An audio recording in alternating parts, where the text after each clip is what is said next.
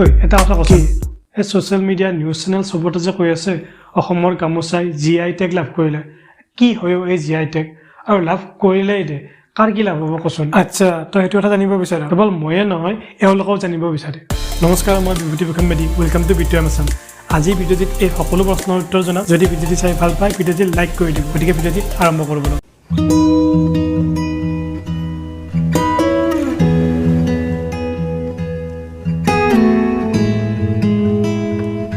GI tag ইয়াৰ ফুল form হৈছে geographical indication tag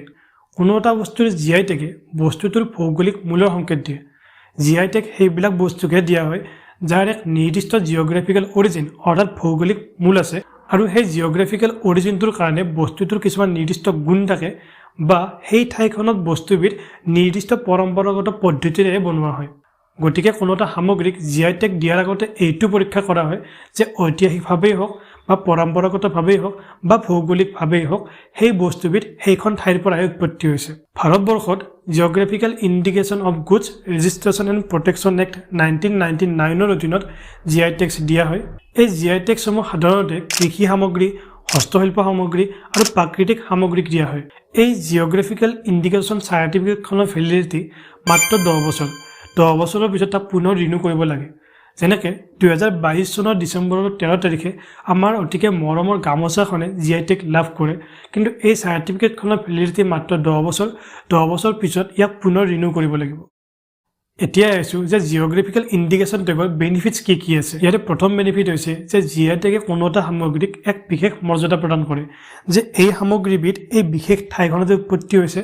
বা এই সামগ্ৰীবিধ এই বিশেষ ঠাইখনতে এক পৰম্পৰাগত পদ্ধতিৰে বনোৱা হৈছে ছেকেণ্ড বেনিফিটটো হৈছে GI টেগে এইটো নিশ্চয়তা প্ৰদান কৰে যে সামগ্ৰীবিধ নকল নহয় ফৰ এক্সাম্পল এতিয়ালৈকে বাহিৰা ৰাজ্যত মেচিনত বনোৱা গামোচাকে অসমৰ গামোচা বুলি বিক্ৰী কৰি অহা হৈছিলে আৰু এইটো হৈছিলে কাৰণ কোনখন অসমৰ গামোচা হয় আৰু কোনখন নহয় তাক পৃথক কৰাৰ বিশেষ ব্যৱস্থা নাছিল কিন্তু এতিয়া GI টেগ অহাৰ ফলত কি হ'ব যিখন গামোচাৰ GI টেগ আছে সেইখন গামোচা যে অৰিজিনেলি অসমৰ পৰাই হয় সেইখন গামোচা যে অসমৰ বোৱনীয়ে হালত বুই ফেলাই বনাইছে সেই কথাটোৰ নিশ্চয়তা প্ৰদান কৰিব থাৰ্ড বেনিফিটটো হৈছে কোনো এখন ৰাজ্যৰ GI টেগ থকা সামগ্ৰী এটা আন এখন ৰাজ্যই যাতে নকল কৰিব নোৱাৰে তাৰ কাৰণে আইনী সুৰক্ষা প্ৰদান কৰে ফৰ এক্সাম্পল বিহাৰৰ এজন মানুহে মেচিনত বনোৱা গামোচাখনকে অসমৰ গামোচা বুলি বিক্ৰী কৰিব ধৰিলে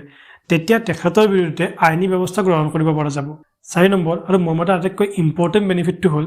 GI টেগ লাভ কৰা সামগ্ৰী এটাই ৰাষ্ট্ৰীয় আৰু আন্তঃৰাষ্ট্ৰীয় বজাৰত যথেষ্ট সমাদৰ লাভ কৰে যাৰ ফলত ৰাষ্ট্ৰীয় আৰু আন্তঃৰাষ্ট্ৰীয় বজাৰত সামগ্ৰীবিধৰ চাহিদা যথেষ্ট বৃদ্ধি পায় আৰু ইয়াৰ ফলত লাভ হ'ব ৰাজ্যখনত সেই সামগ্ৰীবিধ যোনে বনায় তেওঁলোকৰ ফৰ এক্সাম্পল অসমৰ গামোচাখনে যেতিয়া ৰাষ্ট্ৰীয় আৰু আন্তঃৰাষ্ট্ৰীয় বজাৰত সমাদৰ লাভ কৰিব আৰু ৰাষ্ট্ৰীয় আৰু আন্তঃৰাষ্ট্ৰীয় বজাৰত যেতিয়া অসমৰ গামোচাৰ চাহিদা বৃদ্ধি পাব তেতিয়াহ'লে এই অৰ্ডাৰবিলাক কোনে হ'ব এই অৰ্ডাৰবিলাক পাব অসমীয়া শিপিনীসকলে যাৰ ফলত তেওঁলোকৰ অৰ্থনৈতিক অৱস্থাত যথেষ্ট উন্নতি হ'ব লগতে ইমান দিনে মেচিনত বনোৱা গামোচাৰ কাৰণে কি হৈছিল বজাৰত গামোচা ভৰ্তি হৈ পৰিছিল অসমৰ গামোচা বুলি যাৰ ফলত আমাৰ অসমীয়া শিপিনীসকলে তেওঁলোকৰ কষ্ট আৰু তেওঁলোকৰ টেলেণ্টৰ উপযুক্ত মূল্য নাপাইছিল গতিকে প্ৰতিজন অসমীয়াৰ স্বাভিমান গামোচাখনে GI টেগ লাভ কৰা বাতৰিটো সঁচাকৈ বৰ সুখৰ বাতৰি কিন্তু গামোচাখনে অসমৰ প্ৰথমবিধ সামগ্ৰী নহয় যিয়ে জিঅ'গ্ৰাফিকেল ইণ্ডিকেশ্যন টেগ লাভ কৰিছে মুগা চিল্ক অসমৰ প্ৰথমবিধ সামগ্ৰী যিয়ে 2007 চনত জিঅ'গ্ৰাফিকেল ইণ্ডিকেশ্যন টেগ লাভ কৰে ইয়াৰ উপৰিও জহা চাউল বোকা চাউল কাজিৰ মুগা আদি কৰি অসমৰ মুঠ 10 বিধ সামগ্ৰীয়ে জিঅ'গ্ৰাফিকেল ইণ্ডিকেশ্যন টেগ লাভ কৰিছে ইয়াৰ নামসমূহ আপোনালোকে স্ক্ৰীনত দেখিবলৈ পাইছে আজিৰ ভিডিঅ'টিত ইমানে আশা কৰোঁ আপোনালোকে ভিডিঅ'টি চাই ভাল পালে ভিডিঅ'টি ফ্ৰেণ্ডছ আৰু ফেমিলিৰ লগত শ্বেয়াৰ কৰিব পুনৰ লগ পাম এটি নতুন ভিডিঅ'ত নতুন কথা লৈ তেতিয়ালৈকে চেনেলটো ছাবস্ক্ৰাইব কৰিব নাপাহৰিব